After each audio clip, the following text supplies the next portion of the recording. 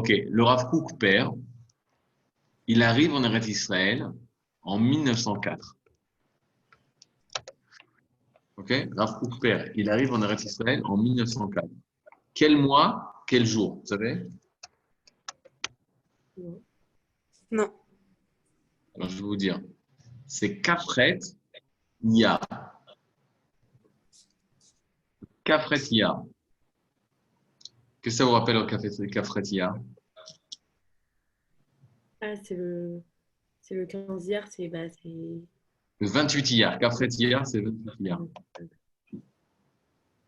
C'est le Yom Yerushalayim. C'est bien? Le Yom Yerushalayim. Alors, qu'est-ce qui est fou? C'est que le Rav Kook, fils, celui qu'on a vu hier, celui qu'on a parlé hier, qui a dit Yerushalayim, etc., il se pose la question, il dit, mais comment se fait-il qu'Akadosh Baruch Hu nous a ramené en Eretz Israël, parce qu'il est monté avec son père, il nous a ramené en Eretz Israël à cette date. C'est-à-dire, comment se fait qu'il nous a ramené à cette date? Cette date, elle doit être tout à fait particulière. Et en effet, en 1967, le Kafret Iyar, on a le Rav Kook, et on a le Kafret Iyar, la date à laquelle le Rav Kook a fait son alia, hein, c'est la libération de Yerushalayim. Ok, tout est en rapport. Je vais vous expliquer pourquoi. C'est quoi l'union par rapport à ça. Euh, Attendez, hier, j'ai montré. C'est à vous, on a vu ça, je sais. On a vu le Rav Kook hier, le père? Oui. On a- Ah, ok. le père. On a vu ou pas? Ah, zut.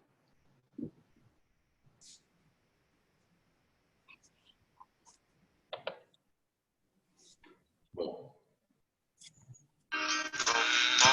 Attendez 2 secondes, on va voir tout de suite.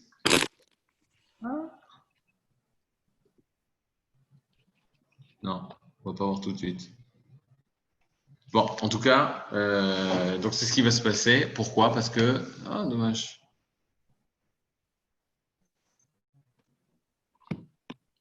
Seconde.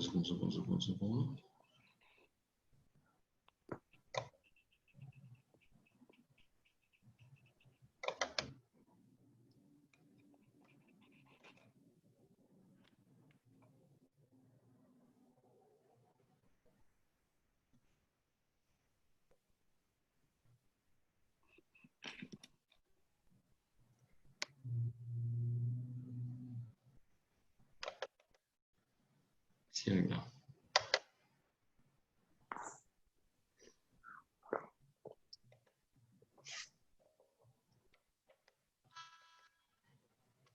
Ok, maintenant regardez. Quand le Rav Kook il monte en Eretz Israël, lui, il monte au Kafret Yar. Où est-ce qu'il va être? Il va être à la ville de Yafo. Qui c'est qui est à la ville de Yafo?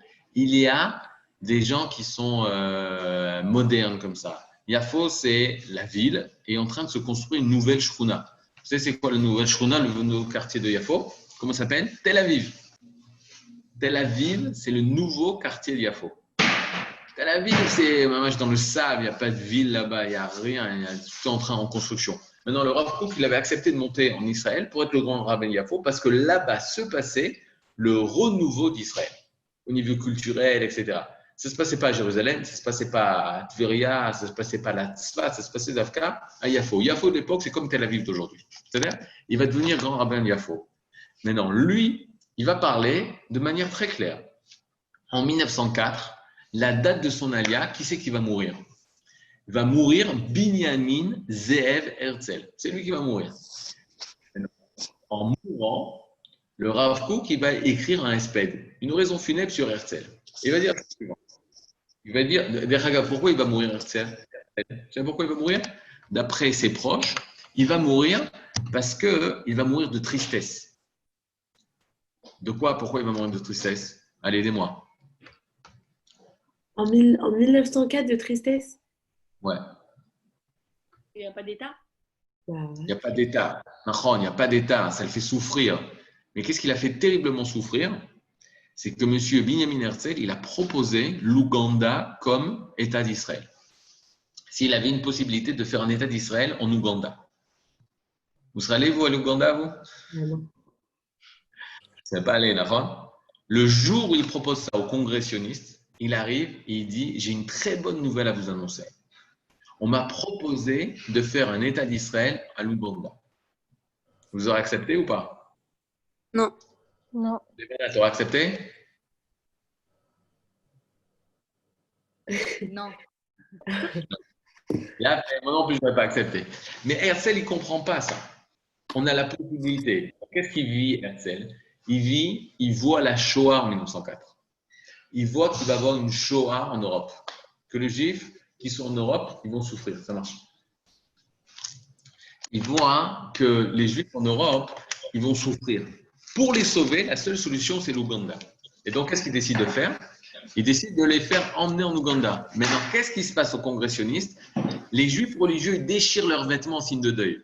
Ils déchirent leurs vêtements. Il fait quoi? On n'est pas retourné en Israël pour partir à l'Ouganda. Maintenant, vous allez me donner la Chita de Herzl. C'est quoi sa Chita à Herzl? C'est quoi sa pensée? C'est quoi son but? Sharon, Dina, Shalom. C'est quoi son but? Son but, c'est de sauver les Juifs. Sauver des C'est la Juifs. sécurité. Sauver quoi des Juifs? Un peuple, une nation, pas forcément. Sauver quoi des Juifs? Le corps, le bassar, la chair et le sang. Sauver des Juifs. C'est le peuple. Non, un bon sentiment, c'est une bonne action. Bêta, c'est un tzaddik. Il veut sauver des Juifs. Le maximum de Juifs. Et il voit que l'Europe, ça va être le cimetière des Juifs. Il a eu raison. Derrière, les gens, ils critiquent Herzl. Des fois, il y a des petits rabbins qui critiquent Herzl. Mais ce Herzl a vu ce que des grands rabbinim n'ont pas vu. Il faut être conscient de ça. Herzl, il a vu des choses que des grands rabbinim n'ont pas vues. Il voulait sauver les Juifs. Hazak. Il va mourir parce que les Juifs ne veulent pas ça. Et lui, il voit que ça fait 430 ans ou 420 ans que l'Empire ottoman, il est ici. Et jamais ils vont nous donner un État pour l'instant. Si on veut tout de suite un État, c'est à l'Ouganda que ça se passe. Allez, faites les valises, quittez le Vieux-Port, direction l'Ouganda. C'est-à-dire? Maintenant, regardez. Le problème, il est comme ça. Le Rav Kook, lui, va dire Binyamin Zev Herzl, c'est le Mashiach Ben Yosef. Qu'est-ce que ça veut dire? Il n'a pas dit ça comme ça. Il dit il est dans le processus du Mashiach Ben Yosef. C'est quoi le Mashiach Ben Yosef? Allez, Mahonora. On vous l'a répété 1500 fois. Donc vous savez, c'est quoi Mashiach Ben Yosef et Mashiach Ben David? Il y a deux Mashiach. Mashiach Ben Yosef, il prépare l'arrivée de Mashiach Ben David. Il a fait. De quelle manière il prépare l'arrivée de Mashiach Ben David? Ses parents. Liran, j'entends pas? Hein? En préparant, en faisant les guerres. Faisant des guerres. C'est quoi son tafkid? C'est quoi son rôle? C'est quoi son business à Mashiach Ben Yosef? Business d'Akavana. Dans quoi il est fort, Yosef? Il va ramener les Juifs en Israël. Ramener en Eretz Israël. Alors, marqué Yosef, ça vient du mot Le'esof. C'est quoi Le'esof? Assembler. Enfin, Rassembler, bien fait. Rassembler. Donc, Yosef ou Osef. Facile. Yosef, il est Osef, il rassemble. Donc, il a cette force de rassemblement du peuple. Il a hérité de ça de sa mère, de Rachel, qu'elle est la mère d'Israël. La mère, elle veut tous ses enfants à la maison. OK? Et ça, c'est Yosef. Maintenant, qu'est-ce que tu le vois, Yosef? Il est en Égypte, lui. Alors, quel rapport avec Israël?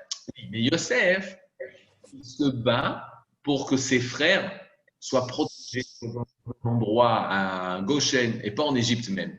Ils ne soient pas mélangés en Égypte. Ils sont rassemblés. Il leur dit, il sait diriger un pays, Yosef. Il sait diriger une économie, Yosef. Yosef, il est celui qui va réparer le réparer le monde ici-bas, le monde matériel. Ça, c'est Yosef. Donc, Mashiach Ben Yosef, ça serait à comparer dans le corps humain. Par exemple, il y a le corps et l'âme. C'est plutôt le côté corps ou le côté âme? le corps. Le corps. Il a fait mode. Pessar Shavuot. Pessar, c'est le corps ou c'est l'âme? C'est le corps. Le corps. C'est le corps. Donnez-moi une preuve que c'est le corps. C'est l'importance de la naissance du corps de la nation d'Israël, du corps d'Israël. Donnez-moi une preuve. Bah, c'est à partir de là où on est devenu une nation. Bien fait. On est devenu une nation, mais prouve-moi que ce n'est pas l'âme. Prouve-moi que ce n'est pas la partie spirituelle. Bah, parce qu'on fait un seder où on mange, etc. Donc c'est...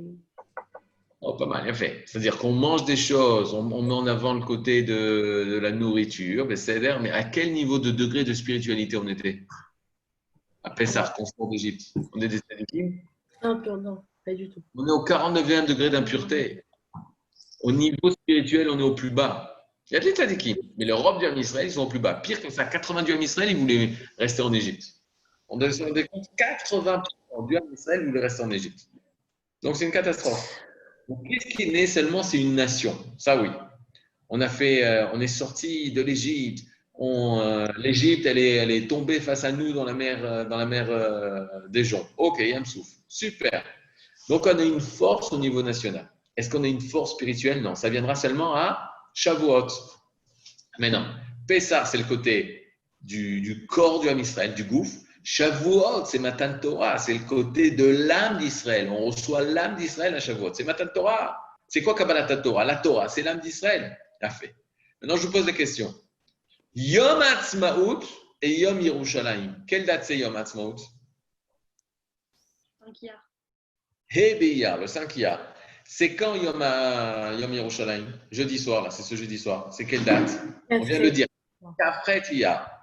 Koach Shel Iyar, la force de Iyar. Placez-moi Yom Ha'atzmaut et Yom Yerushalayim. Qu'est-ce qui est Chomer? Qu'est-ce qui est Ruach? Qu'est-ce qui est matérialité? Qu'est-ce qui est spirituel? Yom Ha'atzmaut, c'est spirituel, c'est matériel.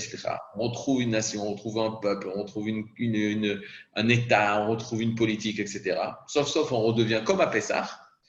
Et Kafret, Iyar, Yerushalayim, Yom Yerushalayim. Déjà, on pense au Beth Amikdash, on pense à la reconstruction du temple, on arrive à Jérusalem, on arrive dans notre ville où on était Mamlechet Kohanim, on était la nation de prêtres, on parle des korbanot, des sacrifices, c'est spirituel Yerushalayim. Ki beti betefila yikarel kol ha'amim, c'est la maison de la tefila, c'est là où on va prier, le kotel, on se rattache à Hachem, c'est le makom de la Shrina, c'est le makom du Kodesh HaKodashim. Donc c'est plus se rattacher à Shavuot. Qu'est-ce qui est extraordinaire? C'est comme ça que ça se sépare. On a Pessah Yom Ha'atzmaut, Yom Yerushalayim et Shavuot. Maintenant, quelle est la bracha que les hommes font? Vous faites ça tous les matins. Mais quand un homme il monte à la Torah, quelle bracha il fait? La dernière fois que vous êtes monté à la Torah, qu'est-ce que vous avez fait comme bracha? C'est noté la Torah, non? Non, ça, quand un homme il monte à la Torah, Asher, vous dites tous les matins. Asher, Bachar Banu Mikol Ha'amim, Venatan la Torato, Bochat Hashem Noten la Torah. Quel rapport avec Pessah et Shavuot? Shavuot, on reçoit la Torah. D'accord, mais avec Pessah et Shavuot, quel rapport? Dans la phrase, dans la bracha. Bien fait. Qu'est-ce qu'il y a marqué? Il nous a choisis. Asher Bachar Banu Mikol Ha'amim. Qui nous a choisi par tous les peuples, donc ça c'est matériel. Bien fait, c'est Pessah. Asher Bachar Banu Mikol Ha'amim, c'est Pessah. Il nous a choisi parmi tous les peuples, c'est Pessah, c'est la construction d'Israël. Venatan lanu et Torato. La Torah, c'est spirituel. Maintenant, le Vav. Ça veut dire quoi ce Vav? V, c'est E. C'est le chibour, c'est la connexion. Il n'y a pas Pessah sans Shavuot, il n'y a pas Shavuot sans Pessah, ça va ensemble. Alors, toi, tu t'imagines sans Neshama? Que corps? Que gouffre? Non. Ton gouffre et la Neshama, ils sont beyachad, ils sont ensemble. D'accord? Maintenant, si tu as Pessah sans Shavuot, c'est un problème. Tu n'es que sur l'amazé, mais tu n'as pas de Neshama. Tu es comme un animal. De notre côté, si tu n'as que la Neshama, tu n'as pas de corps, tu es comme un Shindalet, un démon. Nous, qu'est-ce qu'on est? Le chibour entre les deux. On est le lien qui existe entre les deux. Donc, Pessah et Shavuot, c'est ensemble. À quel écart qu'on est obligé de connecter ensemble, on compte le Homer. Sfirat HaOmer, c'est justement pour pouvoir lier les deux. S'attacher à Pessah et à Shavuot. Lier les deux. Mais tu vois, Yom Ha'atzmaut et Yom Yerushalayim, c'est la même chose. Yom Ha'atzmaut et Yom Yerushalayim, c'est la même chose. Yom Ha'atzmaut, c'est le Pessah contemporain. Yom Yerushalayim, ça aurait dû être comme Shavuot, mais ça n'a pas marché. Et là, je vous explique. Ça a marché, c'est un début, mais ce n'est pas ça. Aujourd'hui, Yom Yerushalayim n'est fêté par presque personne. Ce n'est pas un jour de congé, les gens ne connaissent pas l'importance de ce jour, etc., etc., etc. Yom Yerushalayim, c'est la Neshama de Yom Ha'atzmaut. Yom Yerushalayim, c'est la Neshama de Yom Ha'atzmaut. Si une personne, elle fête Yom Ha'atzmaut, elle est contente d'avoir le etc., etc. Si, donc c'est clair, on doit être content. Comme on doit être content à Pessah, à Géoula, sauf on sort dans la galoute, sauf on retourne dans notre pays, on doit être heureux. Mais la Neshama, elle vient expliquer pourquoi tu dois être une nation. Pourquoi Kadosh Baruch Hu nous a fait âme. Ça, c'est à Shavuot. Et le Rav Kook, il va dire, Mashiach ben Yosef, c'est celui qui va construire le cadre de la nation d'Israël. Mashiach ben David, c'est celui qui va emmener le but spirituel, la richesse spirituelle, de pourquoi nous sommes Am Hashem, peuple d'Hashem. Ça, c'est le message spirituel d'Israël. C'est la Torah, c'est la prophétie, c'est les mitzvot, etc. Ça, c'est ce que vient emmener le Mashiach ben David. On est une nation de Torah. On est la nation de Torah. Est-ce que vous avez des questions? Eve, tu as l'air d'avoir beaucoup de questions. Moi, non, pas du tout. C'est-à-dire? Donc, vous comprenez? C'est-à-dire, Yom Ha'atzmaut et Yom Yerushalayim, c'est comme le Gouf et la Neshama. Malheureusement, on fait plus Yom Ha'atzmaut que Yom Yerushalayim. Parce que la Neshama, on a du mal à l'itramer, on a du mal à s'attacher. Le Rav Kook dit, Yosef Gematria, c'est pas lui qui dit ça, mais c'est Yadoua, il dit que Yosef Gematria, Tzion, c'est 156, c'est la même Gematria que Tzion. Tzion, c'est Sion. Alors, Tzion, c'est, on dit, Eretz Israël, mais c'est aussi Yerushalayim, il l'appelait Tzion. Maintenant, regardez, il dit, Yosef, c'est Tzion. C'est tout le processus de la Tzionut. Mais la Tzionut, c'est quoi? C'est reconstruire le corps d'Israël, le corps de la nation d'Israël. Et donc, le Rav nous dit qu'il faut inventer un nouveau mouvement. Comment on va l'appeler ce mouvement? Le sionisme. Le sionisme, non. Il dit qu'il faut dépasser le sionisme et il va appeler le nouveau mouvement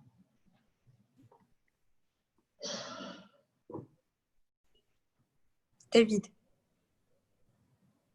presque. Puisqu'on parle de Yerushalayim, il y a Tzion et Yerushalayim. Il y a deux noms à Jérusalem, Tzion et Yerushalayim.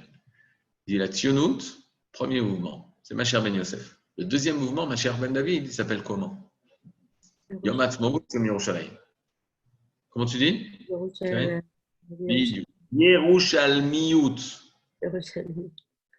La Yerushalmiyut. D'arriver à Yerushalayim.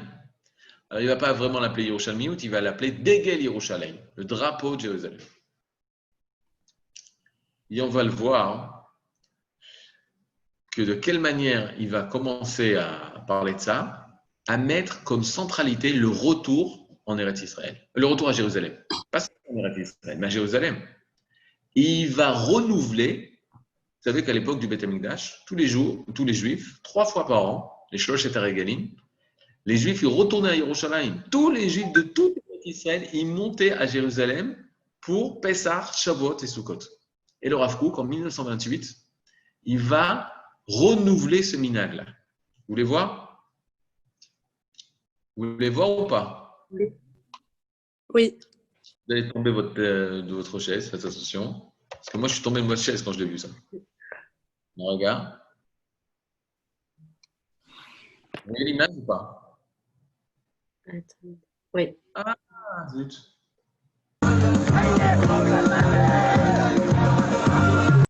Non, c'est pas ça.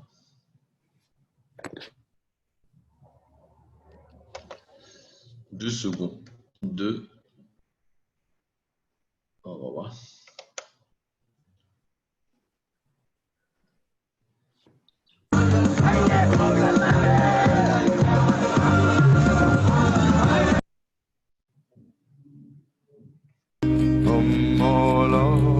C'est pas ça non plus. Makara là, comment ça se fait que c'est... Ah voilà.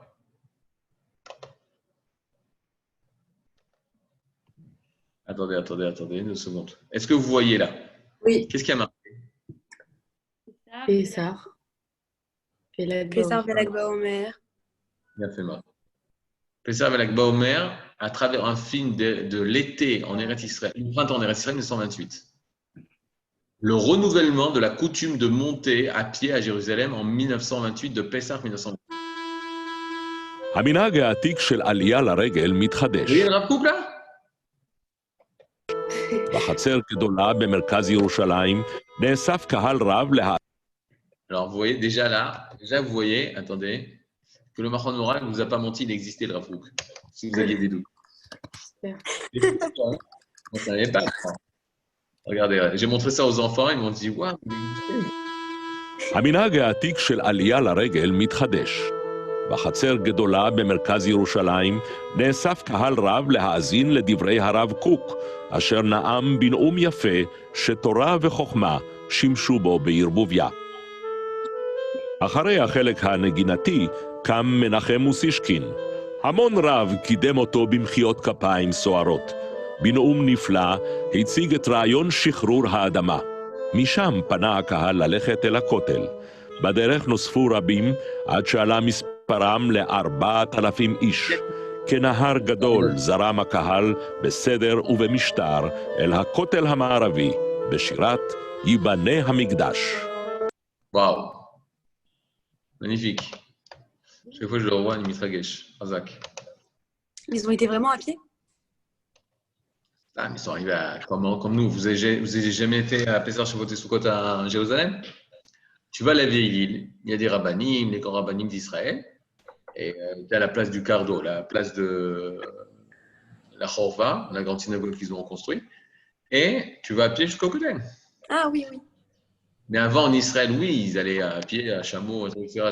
C'est Aliyah la Regel, c'est monter à pied, dans le sens de monter à Jérusalem. Vous savez? Maintenant, pourquoi? Parce qu'il dit, à quoi ça sert? C'est pas à quoi ça sert. Il y a une valeur à la tzionut. Mais lui, déjà, je vous dis, en 1928, ça c'est déjà très avancé. Lui, c'est fou parce que là, on le voit parler, etc. Il va mourir en 33. Dans 5 ans, il meurt là. C'est-à-dire dans le film par rapport au film qu'on voit. Là, il est le grand rabbin de Jérusalem. Il est le grand rabbin d'Israël. Non, c'est vrai, il est le grand rabbin d'Israël à Jérusalem.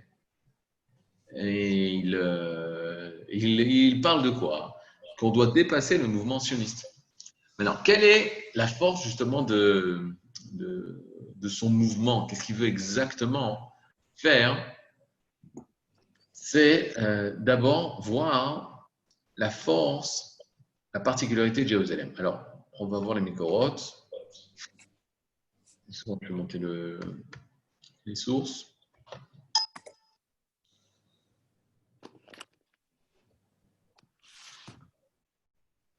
Il y a très peu de films. Je crois qu'il y a 3-4 films comme ça du Rav Kook où on voit le Rav Kook comme ça. Sinon, très peu de films. On le voit bien, quoi. C'est marrant.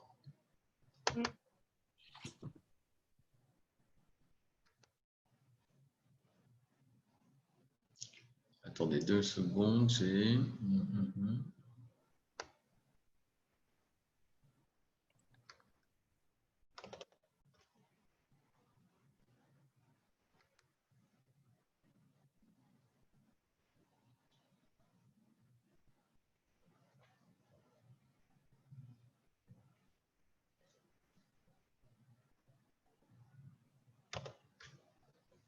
Ok, alors regardez.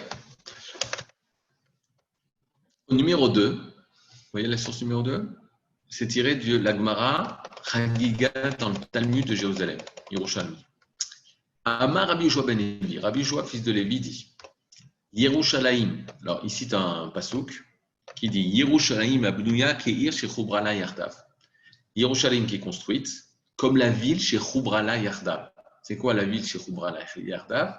La ville qui unifie ensemble. C'est-à-dire, la ville de Jérusalem, elle unifie les gens. Et de là, la Gemara, le Talmud dit Ir shei osa kol Israël chavirim. La ville qui fait d'Israël tous des amis. Alors, kol Israël chavirim, ça veut dire aussi des sages, c'est-à-dire chaver. Mais là, dans le sens simple, Yerushalayim, c'est la ville qui unifie le Ham Israël, qui fait que le Ham Israël, ils soient tous mechoubarim, tous ravirim, tous connectés. Ça, c'est la puissance de Yerushalayim. Moi, je veux comprendre c'est quoi cette importance-là, du shalom, de la hava, et comment nous, dans notre vie, on peut arriver à ça. C'est-à-dire, vous savez qu'aujourd'hui, c'est un peu difficile d'arriver à ça, vu le nombre de problèmes de shalom entre nous, de marloquettes entre nous. Surtout dans ces périodes, tu vois, les périodes de Yom Ha'atzmaut, les gens qui sont d'accord, les gens qui ne sont pas d'accord. Je ne sais pas si c'est les filles, c'est pareil, mais les garçons, c'est très difficile entre leurs copains. Lui, il étudie dans cette yeshiva, l'autre, il étudie dans cette yeshiva. C'est-à-dire, il faut faire très attention de permettre, oui, la marloquette, la discussion, le désaccord au niveau des pensées, mais ne jamais toucher à un écoutat hava, au point d'amour entre la Israël. Pour pouvoir arriver à ça, on va étudier qu'est-ce qu'Akadosh Baruch Hu dit, tout ça. On va voir aussi le Tanya, très connu. On y va. Ici, vous avez au Makor 6, Vaïkra Perek Yutet. Perek Yutet, dans Sefer Vaïkra, Vaïkra, c'est appelé Torah de Kohanim, c'est appelé le livre des prêtres. Pourquoi? Parce qu'on va parler des korbanot, des sacrifices. On va parler de tout ce qui est en rapport avec les Kohanim, mais pas seulement les Kohanim, puisqu'il y a plein de mitzvot qui nous concernent, nous qui ne sont pas Kohanim. Alors, regardez les plusieurs halachot. Loteler Rachil Be'amecha. Allez, ça veut dire quoi? Loteler Rachil Be'amecha.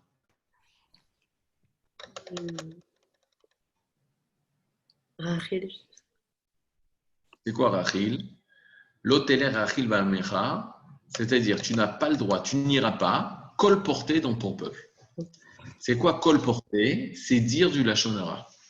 Maintenant, donnez-moi, Dina, donne-moi l'agdara de Lashon Hara. C'est quoi Lashon Hara?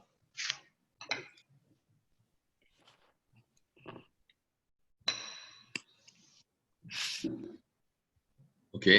Je dois dire ce que c'est? Ouais. Ah, mais t'es là, Bah, tu vois. Oui, je suis Dina, là. La Shonara, voilà. Quoi? Des élèves, pas toi, des élèves garçons, où ils mettent, ils sont pas là, quoi, mais ils sont là. Vous comprenez le truc? J'ai dit, en fait, il est pas là.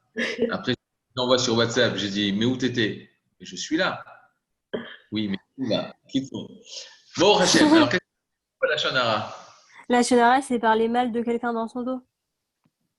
Nachon, c'est émettre ou shaker? Ben, ça peut être les deux. Ça peut être les deux. Alors, pour ça que j'ai posé la question, c'est que du émet. La Shonara, c'est que du émet. C'est que de la Ah bon? vérité. Je dis, c'est que du émet.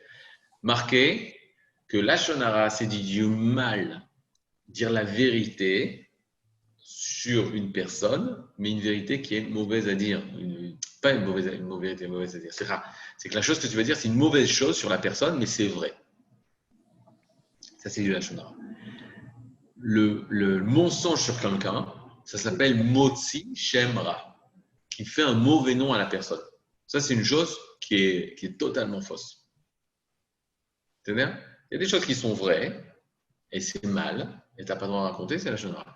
Les choses qui sont fausses, c'est Motzi Shemra.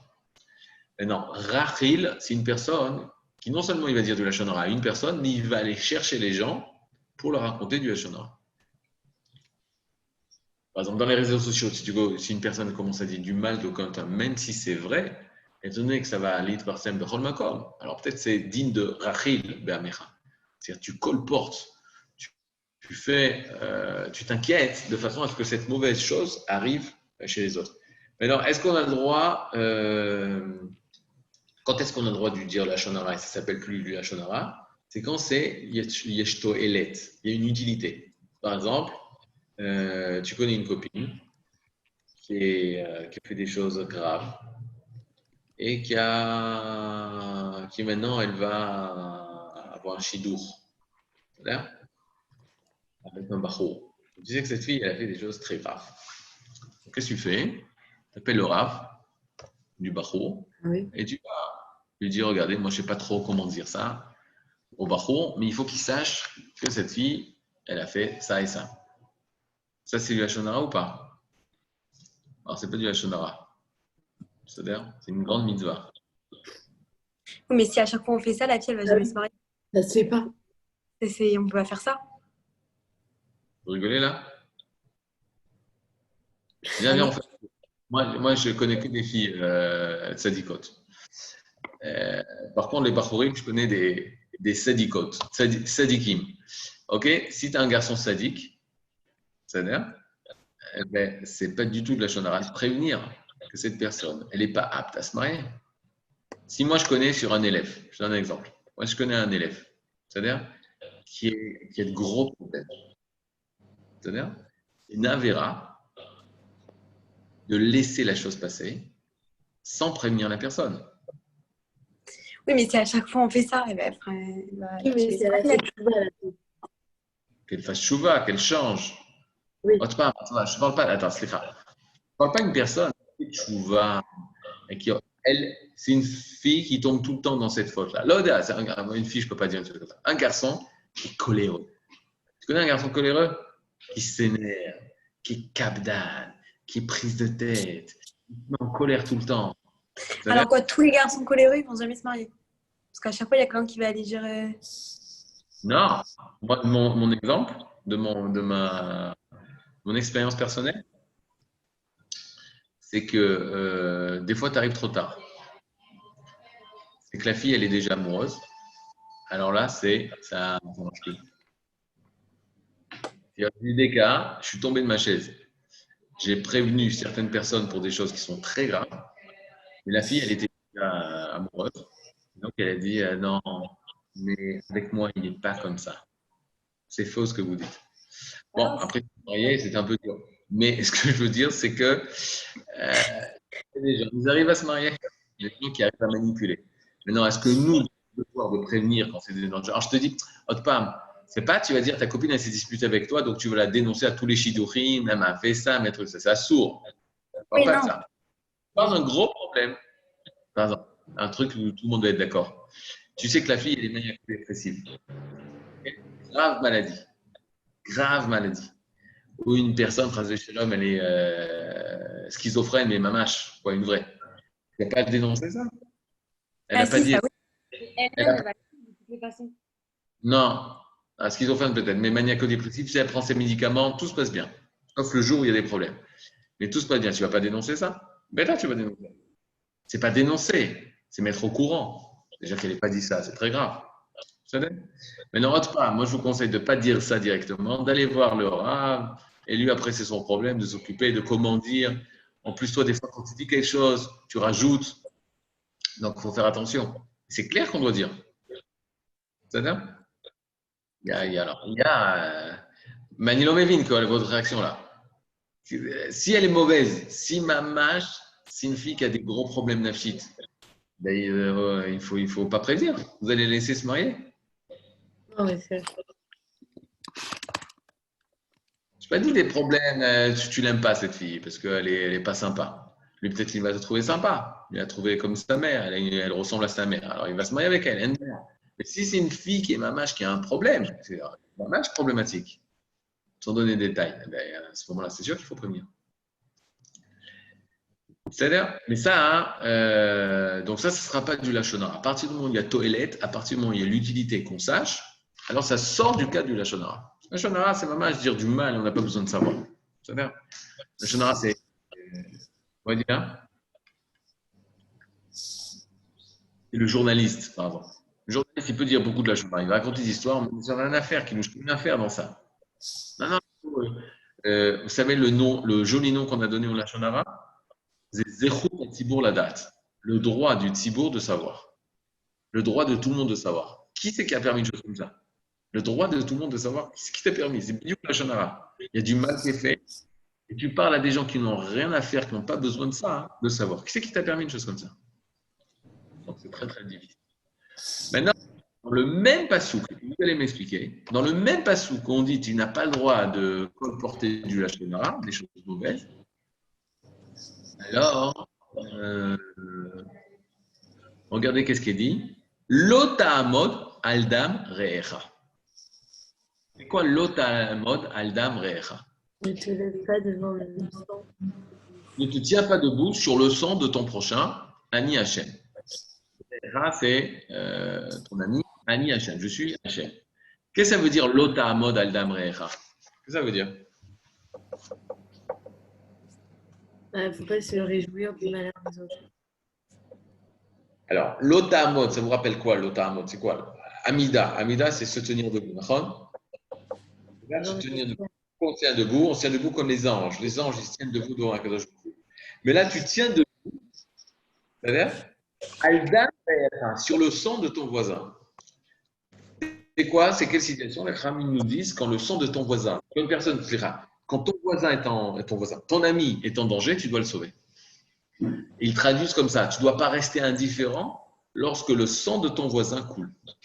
Ça, c'est l'otamod al-damrecha. Qui c'est qui réalise ce commandement de respecter l'otamod al-damrecha? C'est nos soldats. Tous nos soldats, ils réalisent le commandement de l'otamod al-damrecha. Du fait qu'ils nous défendent dans notre pays, et qui nous permettent de vivre, etc., qui nous protègent, c'est réaliser le commandement de tu ne dois pas rester indifférent lorsque le sang de ton prochain coule. Maintenant, quel rapport avec ce verset-là? Quel rapport avec ce verset-là? Le début du verset, c'est dis pas du lashon hara à tout le monde, d'aller de un à l'autre pour pouvoir dire du mal d'autrui. L'otalmod al damrecha, ni Hachem. Ne reste pas indifférent lorsque le sang de ton voisin coule, de ton prochain coule. Quel rapport? Le début du verset là.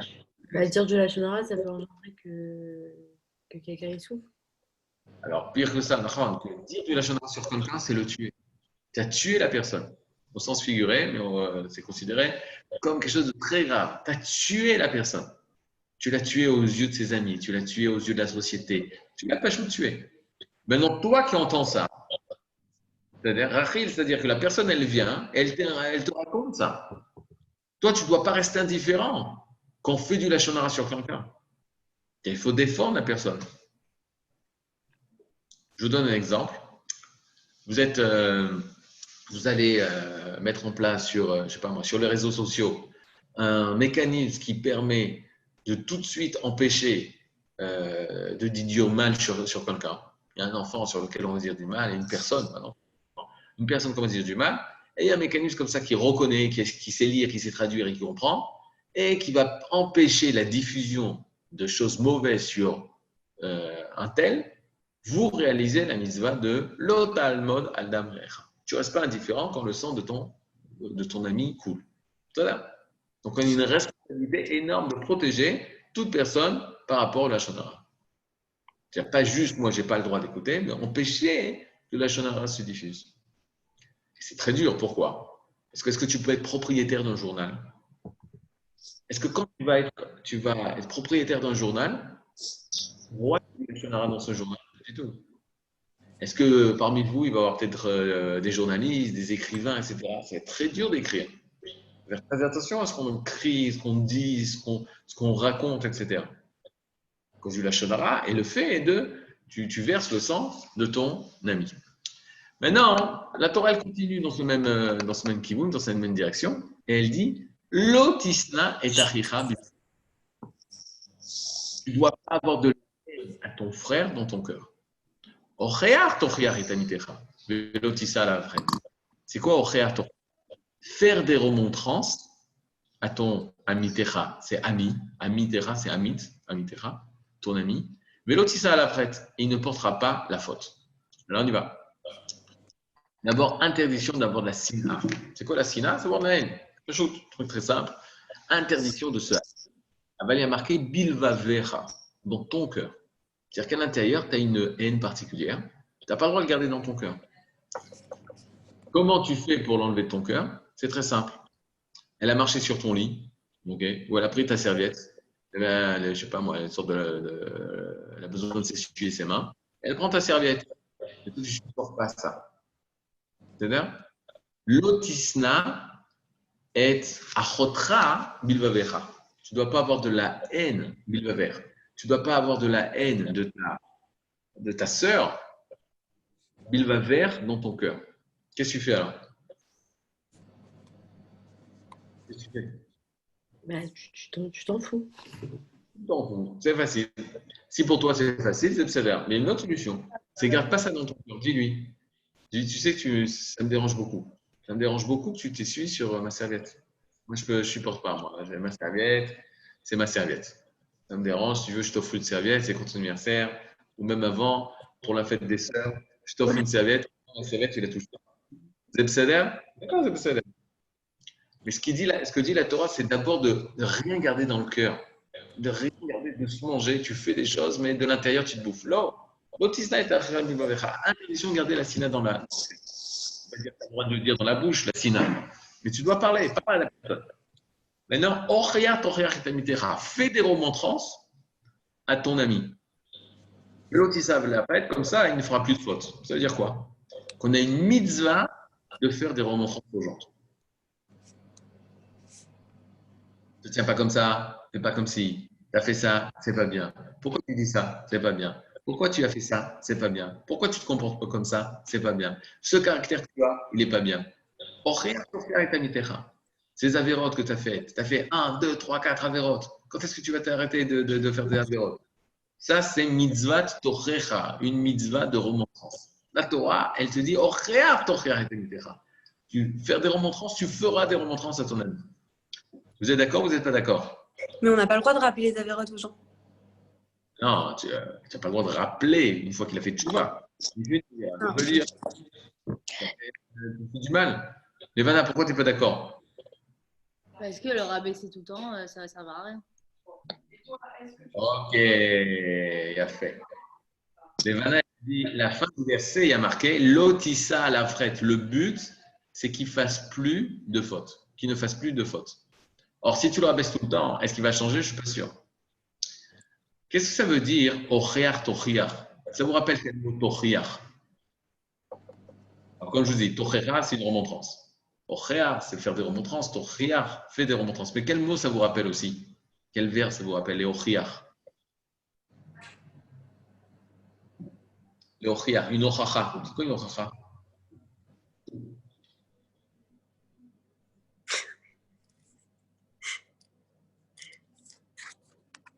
Tu rigoles?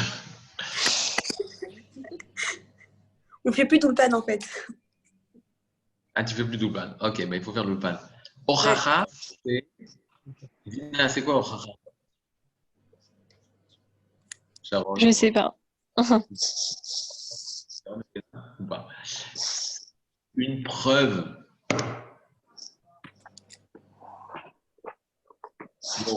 Quelque chose, c'est prouver quelque chose. Alors, qu'est-ce qu'elle te dit? Ça veut dire quoi? À chaque fois que tu fais une remontrance, il faut avoir la capacité de prouver qu'elle l'a vraiment fait. Ok, il a fait. Il faut lui prouver. Et tellement tu lui as prouvé qu'il va changer. C'est une remontrance où tu lui prouves le mal. Tu lui montres clairement. C'est bien? Il y a mon fils qui fait de la peinture. Vous voyez sur le mur, on a deux trucs. Moi, je suis en train de voir. Je dis, mais c'est quoi ce truc de fou là? Vous voyez la peinture du fond là? Et il a fait. Qu'est-ce qu'il a fait? Il vient me voir, il fait, ah bah, je t'ai fait un tuyau magnifique. Je dis, ouais. Il me fait, ça va te faire plaisir. Je dis, ouais, c'est quoi? Il me montre, il a fait la tour Eiffel. Ribono, je suis là. Comment c'est quelque chose comme ça? C'est-à-dire, il veut faire plaisir à son père. Ah bah, je t'ai fait la tour Eiffel. Il a regardé où est-ce qu'il a mis. Il a mis la tour Eiffel à côté de la foule. C'est le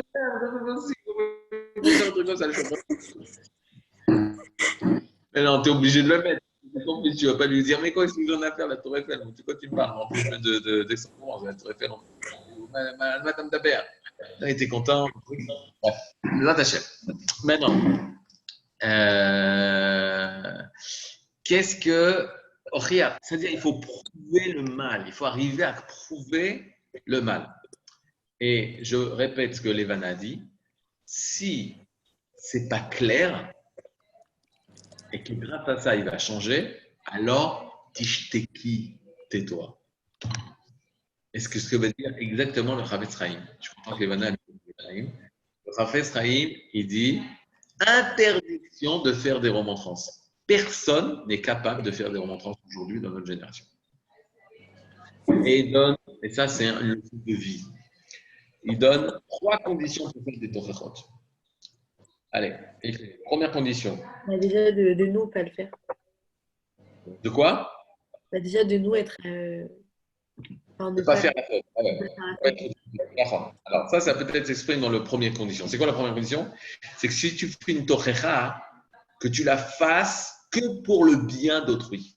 que mâche, tu penses à lui faire du bien. Et tovato, pour son bien, lui, pas lui faire du bien, pour son bien, lui. Alors, tu vois une personne qui te fait de la peine. Tu dis, mais attends, elle est malade. Donc, toi, tu sois naki. Parce que des fois, quand on fait de torachot, on veut dire, moi j'ai raison, toi t'as tort. D'accord? Mais non, t'en as rien à faire. Tu sais que t'as raison, qu'il faut pas fumer. Tu vois une personne qui fume, tu dis, ouais, qu'est-ce que tu fais là? C'est-à-dire? Ou une personne qui ne veut pas monter en Eretz Israël. Toi, tu es en Eretz Israël, etc., etc. Tu veux l'aider pour lui dire, mais attends, qu'est-ce que tu vas rester en France? Qu'est-ce que tu fais en France? Qu'est-ce que tu vas faire ici? Deuxième, non, c'est pire. Le deuxième, c'est que l'autre sait que ce que tu lui dis, c'est que pour son bien. Alors ça, c'est beaucoup plus difficile. C'est-à-dire qu'il soit convaincu que ce que tu es en train de lui dire, ça soit que pour son bien. Alors ça, d'arriver à ça, c'est très, très difficile. Pourquoi? Parce que la personne, pour se justifier, tout le temps, il y a un mécanisme intérieur pour pouvoir rester fort. Il y a une personne qui va se justifier de ce qu'il fait. Il va trouver pourquoi c'est bien ce qu'il fait, pourquoi il n'a pas tort, pourquoi il est bécédaire, etc. Il va donner toutes les raisons pour dire qu'il est bécédaire, que moi je suis bécédaire. Moi j'ai raison de faire ça. Maintenant, vient la troisième condition. Donc la première, que moi je fais ça pour les taux. Deuxième, que lui fait ça pour les taux. Qu'il sache que je fais ça pour son bien. La troisième, c'est qu'on est sûr que quand il va entendre ça, il va le faire. Ce que disait Levana. Il faut qu'il fasse. Il faut qu'il fasse. Si tu n'es pas sûr qu'il fasse, laisse tomber. Et je donne un exemple. Cet exemple-là, c'est la seule condition pour pouvoir faire une torecha. Il y a une personne qui se balade, et lorsqu'il se balade, il voit Shimon, son copain Shimon. Et Shimon, qu'est-ce qui se passe? Il sort de la raquette, il sort du train, et il tombe de sa poche, il tombe son portefeuille. Et toi, qu'est-ce que tu lui dis? Shimon, arnak shelcha. Tu dis, hé Shimon, ton portefeuille. Otpam, je fais ça pourquoi? Que pour son bien. J'ai aucun intérêt, je vais rien gagner à ça. Shimon, quand il entend ça, il sait que tu fais ça que pour son bien. Le troisième, est-ce que Shimon il va lever le portefeuille? Oui ou non? Oui. Bêtard. C'est pas une remontrance. C'est une remontrance. Pourquoi? Parce qu'il y a un massav, il n'a pas fait exprès. Il n'a pas fait exprès. Mais c'est passé. Lui, il doit réparer. C'est une situation manquante, c'est un manque. Et lui, il doit réparer. C'est dans ce sens-là, remontrance. Il doit réparer quelque chose de mal. Tu répares ça. Et donc, Shimon, il va le faire, il va lui-même dire Toda. Alors, si vous trouvez des situations, des personnes avec qui vous pouvez lui permettre de changer des choses mauvaises qui sont dans sa vie, à la manière de Shimon qui a perdu son porte-monnaie, alors vous avez le droit de faire des torachot. Donc, vous comprenez maintenant pourquoi le Chavetz Chaim dit interdiction de faire des torachot? Pourquoi? Parce que la majorité des cas, c'est pas le cas de ramasse ton portefeuille. La majorité des cas, c'est tu fais pas ça, c'est pas bien, etc., etc. Alors, je vais raconter l'histoire d'il y a 25 ans. 25 ans, j'étais chez le Rav Zuckerman. Et on était le matin, le mercredi matin, on est en cours de Gemara. Pendant le cours de Gemara, il y a un élève, un ami à moi, Yaakov, il prend une pièce de 10 agorotes, il la met dans sa bouche. C'est-à-dire, c'est bien ça ou c'est pas bien? Ouais, c'est bizarre. C'est pas bien. Pourquoi c'est pas bien? Il peut s'étouffer. Il peut s'étouffer, ok. Bon, il a quand même 18 ans, c'est-à-dire. C'est ça. Pas pour mettre dans la bouche. Bien fait. La Gemara a dit ce que tu dis. C'est une pièce qui a été touchée par tout le monde. C'est ça, tu ne peux pas le mettre dans la bouche. Non, je me pose toujours la question comment c'est que la Gemara est obligée de nous dire ça, parce que c'est pas shoot. Ok. C'est les gestes, comme ils ont appelé ça en France, les gestes. Barrière. Barrière. Ah là là, la France, elle a la Baruch Hashem, elle a la Chorma pour la parole. C'est-à-dire les gestes barrières. Donc, c'est des gestes barrières, tu ne mettras pas. Il disait quoi d'autre? Maintenant, le Rav Zuckerman, il voit ça. Il lui fait une remontrance. Il dit, mais tu ne sais pas que la Gemara, elle dit ça? Tu ne sais pas, c'est sourd de faire un truc comme ça? Mon copain, tout de suite, il retire, froid dans la salle. l'Onaïm, de recevoir une remontrance de son Rav. Waouh, en plus du Rav Zuckerman, il vaut mieux que le ciel s'ouvre, un éclair te tombe dessus, ça fait moins mal. Le Rav Zuckerman, il te fait Chazak. Ça, c'est mercredi, il est midi 20, midi 25. Mercredi matin, mercredi à midi. Le soir, il est 22h25. Ok, donc 10 heures après, ce sont tes coups. Je suis dans un cours du Rav Zuckerman où je n'avais pas trop le droit d'aller, mais j'allais, je me mettais de côté, derrière une poutre. Personne ne me voyait, c'était chez lui à la maison. Shalom Israël. Et j'écoutais le cours. Alors, qu'est-ce qu'il fait? J'ai répété ce qu'il a dit durant tout le cours. C'est-à-dire ce que je vous ai dit, là, c'est ce que le Rav Zuckerman a dit. Ce même 25 ans, ce même mercredi. Et il rajoute, et donc les élèves, ils sont révoltés, parce que c'est des élèves plus gentils que vous. Ils commencent à crier contre le Rav. Ils disent, mais non, on peut faire des torachot. Il dit, interdiction de faire des torachot, on a le droit. Interdiction de faire une toracha à une personne. On n'est plus du niveau. Le Chafetz Chaim, c'est lui qui fixe les lois au niveau du langage. Et lui, il a fixé que personne ne pouvait faire une toracha. Et il commence à discuter, contre les élèves. Les élèves ne sont pas d'accord avec lui. Lui, il répond, etc., etc. Et à un moment donné, ça ne m'est pas venu tout de suite, mais je me suis rappelé que 10 heures plus tôt, ce même Rav qui est en train de parler, de dire qu'il y a interdiction de faire des torachot, alors qu'est-ce qui se passe? Là, il y a 10 heures plus tôt, il a fait une toracha, il a fait une remontrance. Donc comment c'est possible une chose comme ça? Au moment, je vous dis qu'au moment où j'ai pensé à ça, tout de suite le Rav, il s'est tourné vers moi et il a dit, sauf le Rav à son élève. Sauf le Rav à son élève. Pourquoi c'est comme ça? Le Rav à son élève, c'est comme ça parce que le Rav, l'élève, il est venu étudier chez le Rav pour pouvoir qu'il lui fasse des torachot. Ben oui. Pour pouvoir qu'il le ramène vers le droit chemin. Et là, en tout cas, il a dit, Rav à son élève, s'il y a une proximité entre le Rav et l'élève, vous êtes sadr. Les parents et les enfants. Si les parents, ils ont une bonne relation avec leurs enfants et leurs enfants, ils ne sont pas assez idiots pour penser que ce que disent les parents, c'est pour faire du mal à leurs enfants. Alors, les parents aussi, ils ont le droit de faire des torachot. Et une amie proche. C'est quoi une amie proche? Une amie avec laquelle je fais tout pour pouvoir m'élever, avancer, etc.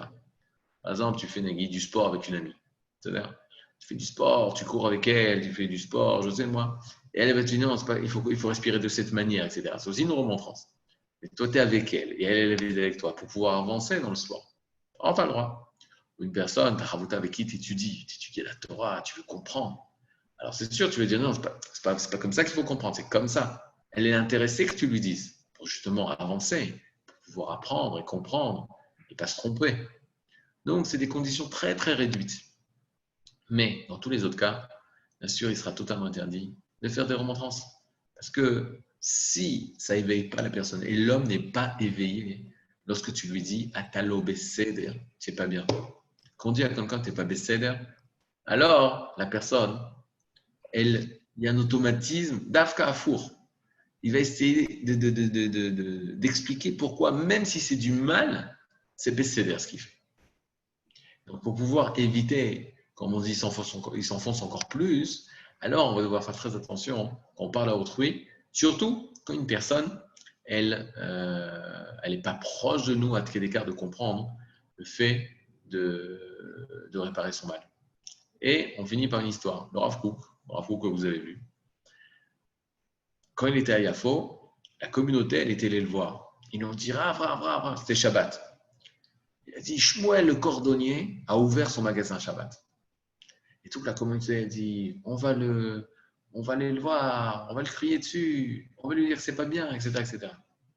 Le Rav Kook, il dit, on va aller le voir, mais ce que je fais, exactement ce que je vais faire, vous le faites. Les gens de la communauté disent, ouais, super, on y va tous. Donc, toute la Beth Knesset du Rav Kook, à Yafo, se déplace vers le centre-ville de Yafo, où se trouve le magasin de Shmuel. Shmuel, le cordonnier, il voit en face de lui toute la Beth Knesset venir vers son magasin. On va avoir peur. Et le Rav Kook, de se présenter devant lui, et lui dit, Shmuel, Shabbat, Shalom. Avec un grand sourire. Et il part. Derrière lui, tous les gens de la communauté s'étaient engagés à faire exactement ce que le Rav fait. Alors lui aussi, il dit Shabbat Shalom Shmuel. Et le deuxième, Shabbat Shalom. Et le troisième, Shabbat Shalom. Et toute la communauté passe devant Shmuel pour dire Shabbat Shalom. Le Motzei Shabbat. On frappe à la porte du Rav Kook. Qui frappe? Shmuel. Shmuel, il frappe. Et quand il frappe à la porte du Rav, il commence à pleurer. Il lui dit, moi, j'ai ouvert le magasin parce que j'ai des grosses dettes et pour sauver ma famille, etc. J'étais obligé d'ouvrir le Shabbat. Le Rav Kook de lui dire, c'est pas une bracha, c'est pas une bénédiction pour ta famille d'ouvrir le magasin Shabbat. Si tu veux vraiment aider ta famille, si tu veux vraiment aider le peuple d'Israël, alors c'est en respectant le Shabbat. Mais t'inquiète pas, nous on est une communauté, on va venir en aide, on va te venir en aide, au sens que tu vas pouvoir les hit par Ness. Donc de voir une personne qu'il ne va pas commencer à dire du mal, dire mais pourquoi tu ne fais pas Shabbat, Shabbat, etc., etc. Et là au contraire, éveiller la personne, l'itraber d'abord, parce qu'il y a marqué Amitecha. Amitecha, c'est la Gemara dit Imcha b'mitzvot, celui qui est avec toi dans les mitzvot. D'abord de sentir le chibur. Quand une personne est très très très très proche, même le Rav Kook était proche de tout le monde, même lui, il ne s'est pas permis de faire des tochachot. Et là, comme Aaron à Cohen, il se présentait devant les gens, il leur disait Shalom. Et la personne disait waouh, si Aaron il savait le quart de ce que je faisais comme mal, jamais il dirait Shalom de cette façon. Et pour pouvoir, tellement il avait honte, cette honte-là dans la personne, lorsqu'il voyait Aaron à Cohen, l'éveillait et lui faisait faire teshuva. Ça, c'est le derrière, la façon comment la génération elle doit changer. C'est pas avec des cris, c'est pas avec des contraintes, c'est be'avutot ahava, avec des chaînes de ahava, d'amour. Alors faire une différence. C'est-à-dire ne pas laisser, bon ça va, c'est pas très grave. Le Rav Kook, il n'a pas dit c'est pas grave que Shmuel il a ouvert son magasin Shabbat. Il fait une action, il agit. Il n'a pas dit bon c'est pas grave, je vais lire des téhilim. On va dire ouais c'est très triste que Shmuel ouvre son magasin Shabbat. Mais bon qu'est-ce que tu veux faire? Non, il a agi. Mais où, voilà, Poel mitor shalom. Mais il agissait dans le shalom. C'est là? Est-ce que vous avez des questions? Machonora. D'accord. Maintenant, le Machonora, il va en contradiction avec un Midrash. Qu'est-ce que dit le Midrash? Le Midrash, il dit Asara Kabim, chez le Sira Yardou Laola. 10 volumes de discussions, de paroles, sont descendus dans ce monde. Tisha Kabim, il y a 9 volumes, ils ont été donnés à la femme et 1 volume à l'homme. Mais là, hein, vous contredisez le Midrash. C'est-à-dire, ok, vous voulez pas montrer que le Midrash a raison, que la parole, elle appartient plus à la femme qu'à l'homme? Ça ne vous motive pas? Bon, je prie qu'on se reste de ces zooms là, parce que moi, ça m'a pris la tête. C'était clair. Ah oui, c'était clair. C'est clair. D'accord, alors c'est clair. C'est d'air. À la semaine prochaine. Merci beaucoup. Merci. Vous avez des nouvelles là? Quand est-ce que vous rentrez ou toujours pas? Toujours pas. Toujours pas. Mais moi, je pense bientôt. Quoi? Bientôt. Mais il y a du nouveau en France, ils peuvent. Non, en fait, pour l'instant, c'est Israël qui bloque. Enfin, Ouais. Mais c'est surtout que le séminaire, il réouvre pas. le séminaire, il ne rouvre pas? Non. Pour l'instant, on n'a pas de nouvelles. Ils nous disent que c'est trop compliqué. Regarde, aujourd'hui, moi, je viens de recevoir d'abord les Israéliens, on va revenir. Ils ont ouvert des capsules de 26 élèves. Mais c'est très, très dur. Parce qu'ils n'ont pas le droit de sortir de l'étage où ils se trouvent pendant 14 jours. C'est très, très dur. Mais aujourd'hui, il y a une réunion avec le gouvernement pour savoir qu'est-ce qu'on fait des yeshivot et comment ça va se passer. Ça, c'est un premier point par rapport aux gens qui sont déjà en Israël. Mais ceux qui sont en France, pour les ramener en Israël, c'est problématique. Kiren, tu ne peux pas avoir des pistons par tes grands-parents? Mais il n'y a pas de piston, il n'y a pas d'avion. Ah, il n'y a pas d'avion? Mais il y a des avions, mais il y en a un tous les. Enfin, c'est hyper compliqué. Genre, il y a des escales de 2 heures. Et avant de prendre tous les avions, il faut faire des demandes au consulat. Il faut que je rentre et que je fasse 14 jours de bidou. Non, ça, si tu rentres et tu fais 14 jours de bidoute, ça va. Mais Ah oui, Il ne laisse même pas. Il laisse pas rentrer, c'est ça le problème. Bah, il faut faire la C'est demande. Ils disent Il beaucoup faut non. faire une demande. Comme j'ai que un visa et pas le passeport, il faut. Ah, si tu fais la demande, tu peux être accepté? Bah, tu peux, mais c'est compliqué pour l'instant. Ils sont toujours en train de dire non, beaucoup, beaucoup. Ça, c'est Israël, d'accord? Ouais. Alors peut-être ça peut se débloquer, quoi. Mais ça, ils essayent de débloquer ça, justement. Parce que tous ceux qui ont un visa d'étudiant peuvent. Oui, ça, ils ont déjà annoncé ça. Mais il faut quand même faire la Ah demande. ouais. Je sais pas. Même moi, pour faire la via, il faut que j'aille en Israël et c'est hyper compliqué là parce que plus j'attends, plus ça va être. Ouais, c'est voyati. Bon, Bezrat Hashem, qu'on ait de bonnes nouvelles et qu'on se revoit dans d'autres conditions. Bezrat Hashem. Amen. Kol Amen. tov, Au Yitraot. revoir, merci beaucoup. Simcha.